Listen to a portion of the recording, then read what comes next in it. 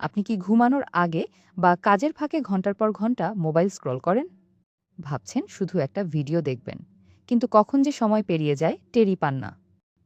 চলুন জেনে নিই কেন এমন হয় এবং চিকিৎসা বিজ্ঞান অনুযায়ী এই আসক্তি থেকে মুক্তির উপায় কী।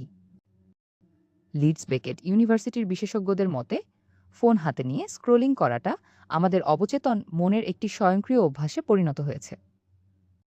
একটি গবেষণায় দেখা গেছে মানুষ ধারণা করে তারা প্রতি 18 মিনিটে একবার ফোন চেক করে, কিন্তু বাস্তবে তারা আরও অনেক বেশিবার ফোন হাতে নেয়। এনওয়াই ইউ ল্যাঙ্গনের সাইকিয়াট্রির অধ্যাপকদের মতে মানুষের স্বভাবগত কৌতূহল এবং মোবাইল অ্যাপগুলোর অত্যাধুনিক ডিজাইনের মেলবন্ধন আমাদের মস্তিষ্ককে এই কাজে তীব্রভাবে আসক্ত করে ফেলে। এর পেছনে কিছু বৈজ্ঞানিক কারণ রয়েছে। আমাদের মস্তিষ্কের একটি বিশেষ অংশ আছে যাকে বলা হয় রিওয়ার্ড সিস্টেম। আমরা যখন সামাজিক মাধ্যমে নতুন কোনো ছবি বা ভিডিও দেখি তখন মস্তিষ্ক আনন্দ পায় এবং ডোপামিন নিঃসরণ করে। ঠিক যেভাবে অ্যালকোহল বা জুয়া মানুষকে আসক্ত করে, স্ক্রোলিংও ঠিক একইভাবে মস্তিষ্কের রিওয়ার্ড সার্কিটকে সক্রিয় করে তোলে। কারণ 23 থেকে 24 বছর বয়সের আগে প্রিফ্রন্টাল কর্টেক্স পুরোপুরি পরিণত হয় না, অথচ তাদের রিওয়ার্ড সার্কিট সবসময় প্রস্তুত থাকে। অ্যাপগুলোর অ্যালগোরিদম এমনভাবে তৈরি যে ব্যবহারকারী একটি ফ্লো স্টেট বা ঘোরের মধ্যে ঢুকে যায়। তখন 2 ঘন্টা কিভাবে পার হয়ে যায় তা তারা টেরই পান না।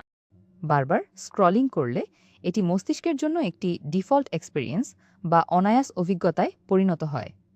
তাহলে এই আসক্তি থেকে মুক্তি কিভাবে মিলবে? বিশেষজ্ঞরা 3টি দারুণ পরামর্শ দিয়েছেন। এক, নির্দিষ্ট সময় স্ক্রিন থেকে দূরে থাকা। ফোন ছাড়া হাঁটতে বের হওয়া বা ব্যায়াম করা মস্তিষ্কের জন্য দারুণ উপকারী।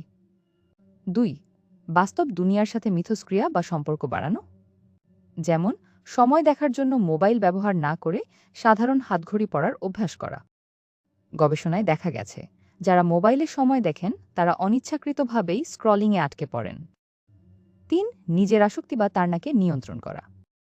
ফোন হাতে নেওয়ার ইচ্ছেটা অনেকটা খিদে পাওয়ার মতো। মস্তিষ্ক যখন অনেকক্ষণ ডোপামিন পায় না, তখন সে ফোন খোঁজে।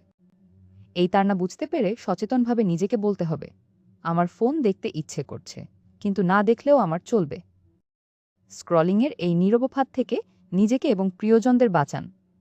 সচেতনতা ছড়াতে তথ্যগুলো সবার সাথে শেয়ার করুন। মনে রাখবেন, সুস্থতা কোনো গন্তব্য নয়, এটি একটি চলমান প্রক্রিয়া। এরকম স্বাস্থ্য বিষয়ক ভিডিও নিয়মিত পেতে ফলো দিন। ধন্যবাদ।